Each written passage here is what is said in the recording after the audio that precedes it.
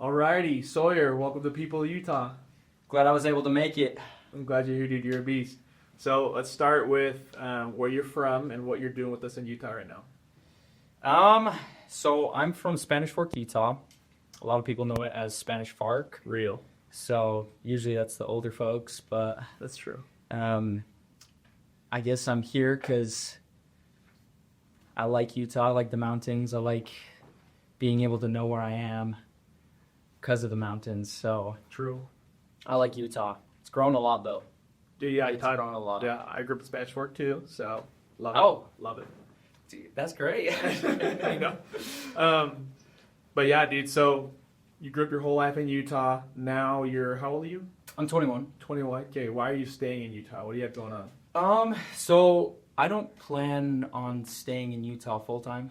I think I'm gonna do my undergrad for physical therapy, and then hopefully go to a physical therapy school outside of Utah. I like the aspect of the Church of Jesus Christ of Latter-day Saints outside of Utah, just for my mission. So I like that aspect because it's more like family-like. I don't know. That's just my perspective that I've been able to gain from serving in California and just seeing the church in Iowa and Florida and those places that I've been. So I don't plan on staying too long, but if I was, I'd love to grow up raise my kids in a small town. I think that'd be great, like Price or something like Nice, dude. some Yeah. like You seem like that. Okay, so a couple things here. Let's start with you want to do physical therapy. I'm assuming that's because from what I see online and stuff, you're big into fitness, big into lifting. You do competitions. When did you start getting into fitness and lifting and competitions? So that's actually a good question. So I think it was about the 8th grade when there was this kid. His name was Gabe. He was a big kid at the time. What's his last name? Button. Gabe Okay, Button. I don't know him, but So he, in the sophomore year, he benched 335. And I was like, man, this guy is crazy strong. And I was like, man, senior year or in high school, I'm going to break your records. So sophomore year, I guess like freshman to sophomore year, that's when I started training consistently. We had like this little ghetto basement rack. I had like a string attached to like a wooden rod that had like a little pulley downstairs. And I was just like doing tricep extensions, curls and stuff like that. It's pretty ghetto. Dope. But that's where it all started. And then I started watching these influencers. They've kind of changed now, but Lex Little, James English, those people like that I used to watch. And there's this kid named Nick LeBaron, and he lived right by me. He lived like just on the other side of the street. And he went to the same school as me in American Leadership Academy, and he started training too. So we both started together. And sophomore year, he went to Spanish Fork High School, and that's where I went. And nice. we would walk home, and then we would take some pre-workout and walk to the gym. Were you guys friends and stuff? Yeah. Okay. So at Spanish Fork High. Yeah. So we would walk to the gym every single day after taking some pre-workout. So we'd feel that little tingly, and then just get a crazy pump. So it started sophomore year. That's awesome. I was good to have like friends that kind of motivate you have the same goals and stuff. Helps a ton. Oh, 100%. Okay. So you got into it like way back in high school. Did you have beaten that kid's record, Gabe Button's record? Yeah, so it's kind of funny. I think it was senior year I was able to bench 350, weighing only 167. So that was a crazy day. Wow. And then just his squat and bench lift, squat and deadlift, I was able to break too. That was really light work. You got into it way back then, and then are you still like lifting super actively and competing and all that kind of stuff? Yeah, so in the summer, I usually like to do a little bit more hypertrophy and what's the word? It's more like jumping, athletics. I like to be a little bit more agile, I guess, for lack of better words. So, and then in the winter, I like to bulk up. I like to do the heavier lifting and things like that. So right now I'm kind of just conditioning. So that's where I'm at right now. I've lost probably like 10 pounds of water weight. So That's sweet, dude. When's your next competition? I want to do a competition here in December. I did kind of like a mock competition against this kid named Bridger Davis. We weren't really competing against each other, but like mentally I was competing against him because he's a strong kid, really strong. And I was able to come up and get a 675 deadlift. Nice. Pretty insane. I was like, man, there's no way I got that. Dude, I don't think I've even attempted a deadlift in my life, so I could even tell you what my numbers are, dude. That's nuts. One of these days, you can help me get buff before you leave Utah. Oh, 100%. Yeah, 100%. let me work on it. Which reminds me, so you said that you don't want to stay in Utah, even though you do like Utah. Yeah. Because of your experience and your mission and the way your church operates outside of Utah. Yeah. Tell me a little more about that. Tell me about your mission, where you were, and why you want to move out of the state. So I served in the California Arcadia mission. I was there full 2 years. I think one of the turning points on my mission was when I was in East LA. So I had a little bit of struggles at home, and I had some struggles with companions too. A lot of tough companions. And in East LA, one of the principles that we teach within our church is that families can be together forever. And I had a really strong, or a really hard time, I should say, teaching that principle. But in East LA, when I was teaching those principles, I just saw the light of Christ happen in those people's eyes and those families, and being able to see that just changed my life. And to see how the ward was able to come and minister to those families. It was just like, it was huge ward family. Now, I know that we have ward families here in Utah, but I feel like it's kind of like, in my opinion, it's kind of like numb. Kind of like something that we just do and we don't think about it. It's like, oh, we're supposed to do it, but we don't really think about it. But outside of when I was in California, people were just like, they want to do that. That's like something they want to do. And I would see that. And I saw their efforts. And it was amazing. So I'd see people that I teach. And then families or members from that ward would come in and minister to them. And those people would want to stay. And they saw the light of Christ through people. Because I feel like actions speak louder than words. So I like that aspect of the church. It's in that aspect. And the mission, it's helped me so many ways. I feel like if I didn't serve a mission, I feel like I would be kind of like backwards. I'd be going backwards, not really knowing my direction. I had no plan for school. I could care less about school. I was going to be like, I want to make it big. Entrepreneurship. I want to do something niche and something like that. But just was told to seek education and a lot of it. So that's kind of my aspect of my mission. I think the mission is great. I feel like it's amazing seeing all these missionaries go out. I think it's fantastic. But to answer your question, I think I just want to have my kids grow up in an aspect outside of Utah, and then maybe bring them into Utah and see like, oh, wow, they're truly blessed in a way. Awesome. I love that. Thanks for sharing. And you said when you do bring them back, you think you would appreciate a small town type of vibe. Yeah. Why do you say that? I don't know. I like the small town vibes. I just like, if I was a physical therapist, I would want to be like the physical therapist for like the whole town. Mm-hmm. Be like, come on in. People would get to know me. I'd get to know them. I'd see kids grow up. I'd see my kids grow up with them. Send them off to wherever they be. So I just like the aspect of being able to know my town. Right on. So I need to comment also on your dress. I don't know if it's cameras can get it all the way, but you got, cowboy boots, cowboy belt, like looking sharp and western, dude. So are you a ranch hand right now or something, I think? So not necessarily. What I do is I help out at the buttons. So funny story, that kid that I wanted to compete against, I go at their house and I help out there. They're currently in the process of building a barn, and I go and help them out with that. I just like the aspect of manual labor too. Like working. I like to see the fruits of my labors. So I like working, and I just like animals, riding horseback, hunting, fishing, loving every day. Oh, dude, yeah. It's good stuff. Is that like a song or something? Yeah, that's not a song. I was like, that's not a good song, man. What, who sings it? Luke Bryan. Luke Bryan, okay. Yeah. What's your taste in music? You like country music then? Or? I like country. I like, not very many people know this, but I like hardstyle. What hardstyle is? So hardstyle is like gym music, like kind of like Ziz. You ever heard that guy? Nope. Oh, so it's just like a gym music. Yeah, introduce me. Hardstyle as in like what, like intense, like power? Yeah, it's like. Okay, like that. okay, cool. I'll look it up, dude. That's good to know. Link in bio. I'm just kidding. Like what? Link in bio. I think, oh yeah, look at John, link in bio. Don't follow these guys. Well, good, bro. Cool. I feel like I gotta get in that little picture about you. Tell me, were there any experiences as a child that have shaped the way you are today? Yeah. So growing up, my parents, we didn't really have very many gaming consoles. I was probably like 14 when we got the Xbox 360. Pretty stoked about that, playing Skylanders and things like that. But my parents were kind of the parents that were like, go outside and stay outside. We're going to be working inside.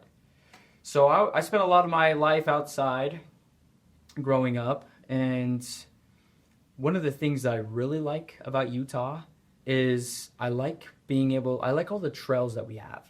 Spanish Fork Trail being one. I would bike to one of my friend's house who lived up Spanish Forks. There's like this super steep hill, and then I'd bike over. It was like a 30-minute bike, and I'd do that every single day in the summer. Nice. And then we'd bike down to the dugout. We'd Yeah, get like a dude. Mountain Dew, and then we get some like a bag of Takis. That's a good distance from your house because I know where you live. I know the dugout is. Yeah, That's it was sick. pretty far. So it was like kind of like a triangle that we did. Yeah. And then there was a rope swing on the River Bottoms Trail. Yeah. Yeah, I know So- exactly what that is. That's funny. Yeah. So yeah, we'd bike that, and then when we were done swimming, we'd bike back up to his house, and then we'd play Call of Duty Black Ops 2. Oh, classic. Dude. So we ran that every day in the summer, and then we had the reservoir. Dude, I know so many people who would like describe that as like the dream like scenario. Dude. Oh, it to was go back to peak. those days. Dude, It was peak, oh, man. No responsibility. You just bike. You have fun. Dude, same. Because when I was a kid, yeah, like it was so fun because we would. I don't. You just knew where I live, Spanish Fork, but me and my friend, we would bike down to like the grocery store, and we'd just buy like snacks or whatever, and then ride back on our bikes, and then we'd go like like play Call of Duty all night or whatever. Dude, such good time, dude. Holy Best crap. shape of our lives. Yeah, dude, biking every single Dude, yeah, day. biking every day. That's probably like 15 to 20 miles that we're getting in. No, every single dude, if day. I were to like hop on that same like daily biking routine, I don't know if I could keep up, man. Like, it's crazy. The craziest thing is they moved from Spanish Fork to Salem, and I'd still bike. I would bike all the way to Salem. That's awesome. So craziest time. But that's cool though. As a kid, your parents were really good with getting you outside. Yeah. They helped you be into that. Just being outdoors, the aspect of just kind of disconnecting, and like being able to see, I guess, like God's creation. Sure. So pretty great. So that's kind of like some of what I did growing up. Okay. Cool. A lot of it, I love digging holes. My brothers actually, they dug this hole, and then my dad buried it back up, or filled it back up. And I redug it again, and like we went down to like 6.5 feet. We're getting In your to like backyard? yeah, in our backyard. I'm like, man, we're gonna get some gold. And then all of a sudden, we started shooting out. So we were going down, and then we started shooting out. And then my dad's like, nah. He shut it down. He's like, I don't want my kids getting trapped out there. So he filled that back in pretty quick. That's so sick. That's such a great childhood. You would love that. It was big. Or trampoline parks. Man, those were also great. Trampoline parks too. So tell me, a lot of people have different definitions of it. What would you define success as? Ooh, success. I think success, in my opinion, this is going to kind of like tie into the gospel a little bit too, if that's all right. I think success is being able to teach correct principles, and then when you let someone govern themselves, they want to go and choose that. I've never had my own kid, so I don't know. But I think also another form of success is maybe the aspect of the gym. When you push past when, let's say you hit a plateau and you're training every single day, except for, let's say you have a rest day. And you're training every single day, but you feel like there is no growth. You're not seeing a change, but you keep going. And you break past that point. I feel like success is being able to say that I can push myself past my limitations. but that could be like a vague term of success. I'm still trying to figure success out for myself. Sure. Because I feel like I'm the type of person who wants to do good in all things. I like to succeed in all things. I guess that's a term, being able to be the best version of myself. Yeah, I like that. No, that's a great analogy, dude. Like the gym, like you said, is, there are current right now limitations. I don't know, weight thresholds that I physically could not be capable of. But success would be, breaking my own barriers, right? Success for me wouldn't be lifting Sawyer's max, but it'd be lifting my max, right? And breaking that and improving that max. So I like that. I think I'd agree with that in a lot of ways. So it's good stuff. Hit many PRs in my life. Yeah, There's actually a video on my Instagram where I show all my deadlift records that I've hit. And looking back on it, kind of like shed a little bit of tears, because I'm like, man, to see that I've hit all my PRs that I set out to do. I'm like, oh, I hit 295. Let's go for 315 next. So I work out, I train, and then all of a sudden I hit 315. I'm like, all right, let's go up. So just being able to see that, and I'd compete against Nick. Me and him would compete against each other. So Nice, dude. it's always good to have some friendly comp. That's good stuff. So it's always a hot topic, I feel like, to talk about you as a young man here in Utah County dating. Tell me, Sawyer, what's it like? What are your takes?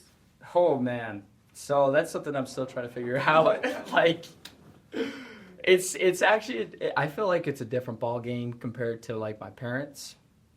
I just can't get past the online dating. I've tried it, they don't succeed, and I'm like, the best success that I've had with dating is when I meet someone in person. I feel like I find a better connection. If I see someone that's attractive that I'm into, I'd go up and talk to them, introduce myself, and then I would try to ask them out in a way or get their number and get to know them that way, because one, I'm not a big fan of texting. Two, I don't like the social media aspect of hitting people up like that. So I'm like, I don't like those things, but I know that's kind of where the dating is now. But it's pretty tough. Yeah. I'm sure you probably asked many people and they probably said similar. Yeah, I know. It's just so interesting. Everyone's always talking about online, like, pro dating culture and Utah dating life. So I thought, you'd have some good bits to say about it. Yeah. Good stuff, dude. I didn't ask you, though. You said you're going to go to school. Have you started school already? Do you know where you're going to go, brother? Yeah, so I'm planning on going to UVU. UVU has actually a great path for pre-physical therapy. One of the advisors there, so I met with one of the advisors there. She told me that the advisor for physical therapy has for the past 2 years, 100% acceptance rate to pre-physical or physical therapy schools. And I was like, that's huge. Every single one of his students. Don't be the first, bro. Yeah. Yeah, don't. But that's a great track record. That's sweet, dude. Way great. So if I keep up with all my grades, keep up on my studies, keep up on the training, I think I'll be on track. So Love that, bro. UVU is gonna be great. I wanted to go to BYU, but I feel like UVU is probably a better option for me. Good stuff, dude. Love that for you. Tell me, thinking back on your life so far, is there a point in time you would go back to give yourself advice, and what would you say? I think there is a point in time. I think it was about sophomore year when I was back training again. I think that transition to Spanish for Kai, going from ALA to Spanish for Kai, I wanted to fit in. I think that was something that I wanted to do, but because of that, I didn't have friends there. I didn't really know very many people there, and the people that I did know there, they were kind of nerds, but they were super great. I loved them. Yeah. But they weren't into what I was into. So advice that I would give myself is don't lower your standards for trying to fit in. I think if I was able to keep the standards that I had and stick with it, like the things my parents taught me, and I stuck with it, I probably would have had a better opportunity for schooling. I wouldn't have gotten so lackadaisical. I would have done better on dates, treated women better, treated my friends better, treated myself better. So I think just don't lower your expectations and your standards on yourself. That's great advice, bro. That's advice I think anybody could appreciate. That's awesome. Tell me, I know your family's big into traveling and stuff. What's one of the coolest trips you've ever been on? Whew. Cool trips. Okay, so we've been on some pretty crazy trips. I think Guatemala or Australia were some of the coolest trips. That's sick. I think Guatemala for the just the all around aspect of the culture itself. We went to Antigua, and that's a 500-year-old city, so the history they're on is like already cool itself. When we were there, I think it was New Year's Eve, and as soon as it hit 12 o'clock, one of the volcanoes erupted. No way. Yeah, it was insane. It was like lava was spewing out, and I was like, "Are you serious?" That's sick. So that was crazy. And I think the food was great. Australia, it was cool to see wallabies. The people are great. They were super funny people. They like to party. Big partiers. But we also saw penguins. That was great. Just the animals itself is... So you lived in Australia? Yeah. I never knew that. And it only happens like once a year. And that one time we came was that time of year. I don't know why. I always thought that it was like only Antarctica or the North Pole or something like that. So that's Yeah. dope. They're like, I think they come in to lay their eggs and then they go back to like colder areas, I think. Right on, dude. That's sick though. Okay. So if I would recommend, a lot of people ask like, yo, why'd you go to Guatemala? Because they're kind of like, that's not usually a place that people travel. Yeah, yeah. I would recommend that. I think Antigua is a great place to see culture, to see just history, to see like how cool, because the roads are 500-year old. The roads itself, they're like stone roads that were there for 500 years. Same roads. I'm like, Legit, wow, dude. man, that's cool history. I think about that a lot of times, like when I'll travel or go to places, I'm like, dude, I wonder what was happening in this exact spot like X number of years ago. Like, dude, what was it like a couple hundred years ago, like when cars first came out or before cars? What was like here in Utah? I'm like, dude, what was it like when it was like just Native Americans hanging out here? Yeah. What was it like? Like, I just think about that all the time. Like, what was happening in this spot? It's so interesting to think about. So I appreciate that. That's dope, dude. You kind of mentioned earlier, you know, your definition of success and that kind of thing, and how you kind of pursued entrepreneurial stuff for a little bit. If you didn't have to worry about money, if it wasn't an object for you, what do you think you would do with your time? So I thought about that. I think about that a lot. Like, there's like these truck giveaways. I'm like, man, imagine if I got this truck and then I sold it. And then I have this much amount of money. Insane. I'm like, oh, what would I do with that? I've always had a dream to have like an elk farm or a cattle farm. I think that would be so cool. Like, to have like just like this big old piece of property. There's this piece of property that's up in Hobble Creek. It's like 1,900 acres, and they own like basically like this mountain range. And I'm like, oh man, imagine having like your own like stowed away, no one coming to bug you, and you have your own farm, you have your family, you get like this compound going. And if money wasn't an issue, man, I would go kind of be like a farmer. Yeah. But also be like a builder. I'd love to build like a tree house, like an insane tree house, or a barn, and just many things. Just be creative. I like being creative. So that's kind of like what I would do with my time. And That's great stuff, dude. That's great. How did you learn to even have the skills to be a builder and to build like all that stuff you're talking about? So I guess to tie back into the buttons again. Yeah. I think it was the 8th grade. I was in my English class, and this kid named Lucas Button comes up. He's still my long best friend. He comes up, and he's like, "Are you Logan's brother?" I was like, "I don't even know who you are." I'm like, yeah, I'm Logan's brother. He's like, "Oh, I'm pretty sure I saw you at this one party." And I was like, "Bro, I don't even know if I ever saw you." Anyways, we had played PUBG Mobile in the back of class, and we just became really great friends. And then one day, I think it was like the last part of the school year of 8th grade, and he's like, "Hey, I have a job." And I'm like, "Oh, can I work there?" And I was working with a general contractor. So At what age? I was 14. That's sick, dude. So I was basically child labor. Like, That's huge. Don't name the company just in case, but that's sick. yeah, no, it was great. I was able to learn a lot. I learned a lot how to, I guess, discipline. We had to wake up early. I learned about hard work. I learned about consistency. But I also learned that with gin too. But I just learned all those aspects of life, and that you don't get something for nothing. You have to actually work to get something. So they were super great, and I just learned a lot about how to build things. That's so sick, dude. I'm not great at it, but Yeah, it's no. like it's super cool. Well, it's a really unique, I don't know, high school experience, dude. Is you just like, it sounds like you hit the gym and you were outside all the time and you were doing stuff and you're just grinding all day, every day. That's sick. This was literally my summers. Work, gym, Fortnite. Work, gym, Fortnite. That's literally what I did for all summers. So That's so good. I feel like most people who I don't know have Fortnite as a major part of their schedule don't have work and gym. You know what I mean? Yeah. That's solid. I love that, dude. it was great. It was great. You're such a beast. If everything went right for you 10 years from now, you'd be 31, what would your life look like? Whew, if everything went right. I think I would have my own physical therapy practice with numerous physical therapists under me.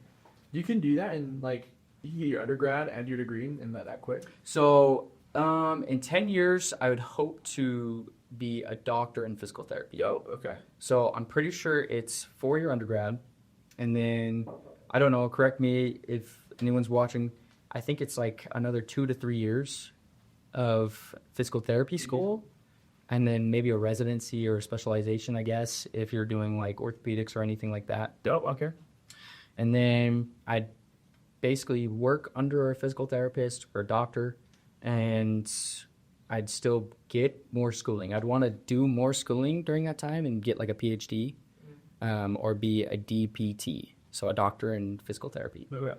And then I'm pretty sure if you become a doctor in physical therapy, then you can have physical therapists under you in your own practice.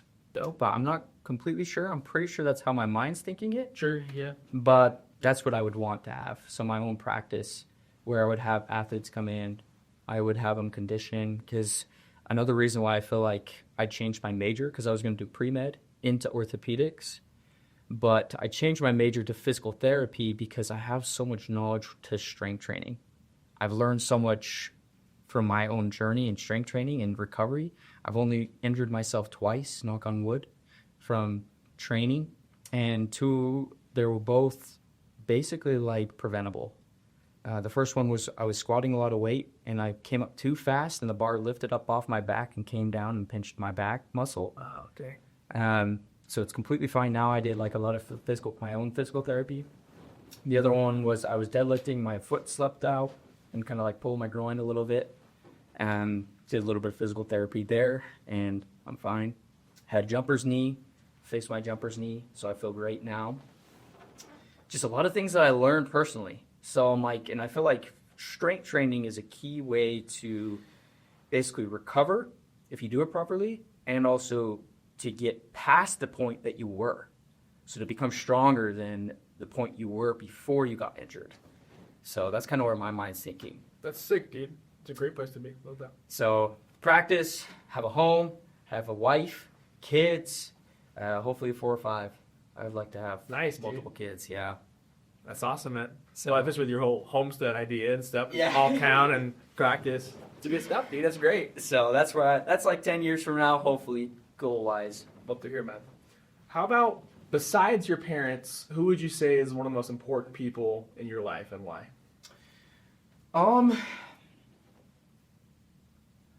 The person that has had some of the biggest impact in my life, one, Lucas Button. We learned a lot together. But I think, two, I guess I'll just stick with Lucas Button. Okay. He's been someone that's just been there. And I think the coolest impact is we've been able to see from our own mistakes how far we've come. So we've made a lot of mistakes, and the mistakes that we've made were basically the exact same. We've both made a lot of similar mistakes, and we both learned from them.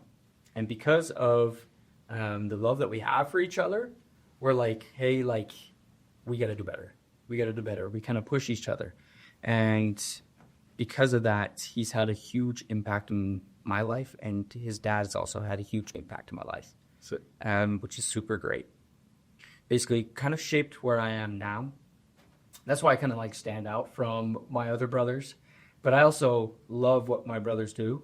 I love the card games. I love the board games. I love video games. And I love movies. And that's where my brothers are more like. But I also love just outdoors, animals, working hard, manual labor. I like that too. it's a good thing to like, man. It's a tough thing to like. I think most people, it's like, I wish I liked that stuff, man, because I'd be a lot better off. So that's good. That's good that you like that, dude. I love that for you. If there was only one thing that you could let people know about you, what would you make that one thing? One thing to let people know about me. That I'm not just a gym bro. I don't know about that, dude. Let's see. One thing. That's a good question. That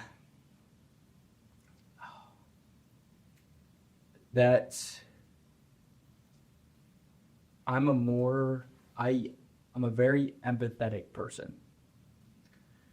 I care about people and who they are and what they stand for, and I have my own personal standards. I like what I like and I do what I like, but I respect others. I'm a person that cares, and I'm a great listener too. I can sit and listen to people and ask questions and kind of just like break down people's emotions and people's trials and struggles numerous times in my mission and dating. And there's been a lot of people that have opened up while I was dating, because I'm very patient when it comes to listening. I can listen to people, let them speak it out, because I feel like conversations is therapeutic. Conversating, bringing it out is super therapeutic. And I'm the type of person that I can just take it all. I can take it all. So I guess I'm a great listener. Love that. It's a great skill to have, bro. And in closing, what impact do you hope to leave on the world someday? The greatest impact that I hope to leave on the world is probably, I want to be a great influence, and I want to lead others to Christ. The biggest impact that I would like to leave is the example of Christ through my actions. That would probably be the biggest thing I'd love to leave to the world. Is I try not to complain. I try not to do the things, but most importantly, I like to be happy. I like to be positive. When things are going wrong, I got a flat tire today. And I was like, oh, bummer. That's all right. Things will work out. I just don't let these things, I try not to let these things get me down. So the biggest impact that I love to leave people is positivity. Awesome, man. Well, thank you very much. Thanks for coming on the show and being a person in Utah and sharing your story. Yeah, I'm glad I was able to make it, guys. You're the man, dude. Take it easy.